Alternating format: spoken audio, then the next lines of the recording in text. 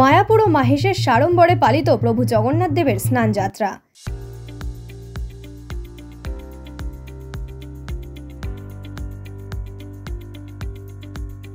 আজ জগন্নাথ দেবের স্নান যাত্রা। প্রতি বছর জ্যৈষ্ঠ মাসের পূর্ণিমা তিথিতে এই স্নান যাত্রা হয়। একে স্নান পূর্ণিমা কিংবা দেবস্নান পূর্ণিমা বলা হয়ে থাকে।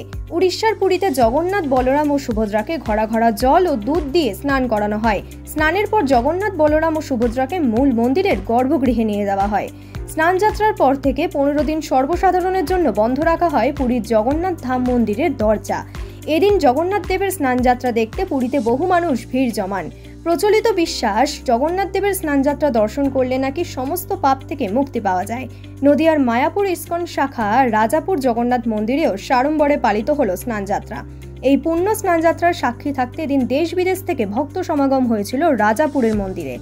স্নানযাত্রা মহামহোৎসব পালন করা হচ্ছে ইস্কনের শাখা কেন্দ্র জগন্নাথ মন্দিরে এবং এখানে ভোর 4:30টা থেকে বিভিন্ন অনুষ্ঠান চলছে। মহা অভিষেক পর্ব চলছে। দেশ বিদেশের হাজার হাজার ভক্তবৃন্দ, জাতি ধর্ম বর্ণ নির্বিশেষে সকলেই এই স্নানযাত্রায় গ্রহণ করার জন্য সুযোগ পাচ্ছেন এবং কথিত আছে তারপরে তিনি লোকচক্ষুর অন্তরালে চলে যাবেন।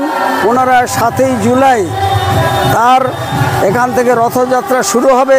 5 কিলোমিটার অতিক্রম করে মায়াপুর চন্দ্রোদয় মন্দিরে যাবেন। সেখানে অস্থায়ী মাসির বাড়িতে অবস্থান করবেন। এই অবস্থানকালীন সেখানে বিভিন্ন কার্যক্রম অংশগ্রহণ করা হয়েছে এবং বিভিন্ন প্রোগ্রাম চলবে। পুনরায় 15ই জুলাই আবার ফিরে আসবেন রাজাপুর জগন্নাথ মন্দিরে।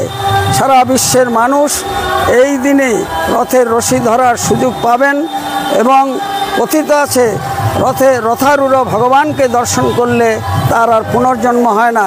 রথে চ বামনম দৃষ্টা পুনর্জন্ম ন বিদ্যতে। সেই বিশ্বাস ভক্তি নিয়ে যুগ যুগান্ত ধরে চলে আসছে এই অনুষ্ঠান।